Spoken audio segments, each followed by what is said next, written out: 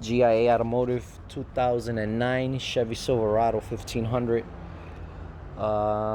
So yesterday I did a fuel pump on this truck and I didn't videotape it, but I'm gonna tell you exactly what I did, and maybe this will be useful to you.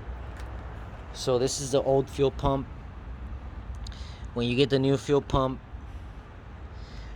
this sensor is gonna be pointing more out this way on the new fuel pump, and you won't be able to get the locking ring over it until you lift up on this sensor on the new fuel pump. This sensor is wedged in with a O-ring, and you need to lift up this sensor to sneak the locking ring over it. That's when you have the fuel tank on the floor, and you are transferring over the new fuel pump onto the fuel tank. You're gonna need a 15 millimeter, two 15 millimeter bolts need to be removed to get to the straps.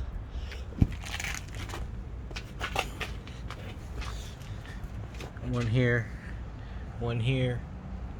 and then you need to remove these hoses here. One hose is for the filler hose when you fill up your tank, and the other one is for an evap hose. And then when you loosen those up, get your jack under the fuel tank and remove the bolts completely out of these straps. This bolt, as you can see, is very accessible. This bolt and this strap gave me no issues at all. This one over here gave me issues. It's so wedged up in there.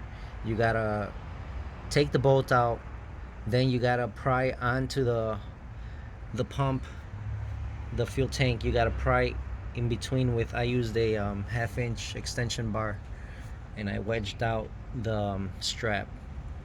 Then when you do that, you will need to remove these holes, these lines here, these quick connection lines, and every single connection that you see that's attached to the fuel tank, you will need to get that there. That's the evap canister, the purge valve right above there. You got some lines going to that canister that are attached to the fuel pump. Then after that, you got the two electrical connections on the fuel pump itself, and that removes and detaches the tank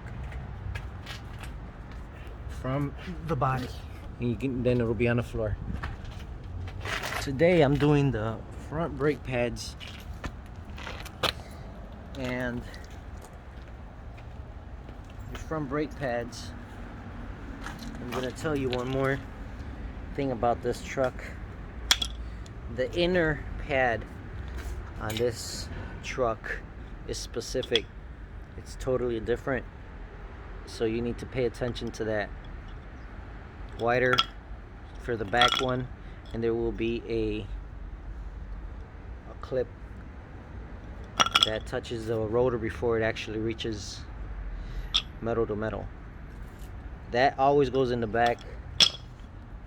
And this bolt here is an 18 mil, and you get that out. Don't forget to grease your sliding pins, and grease up the hardware and the ears on the new brake pads so they slide nice and smooth and have a even wear top and bottom. 27 years of experience. Like and subscribe to my channel if you like this information and you look forward to hearing more automotive repair tips. Thank you for watching. Have a great day. Stay safe out there.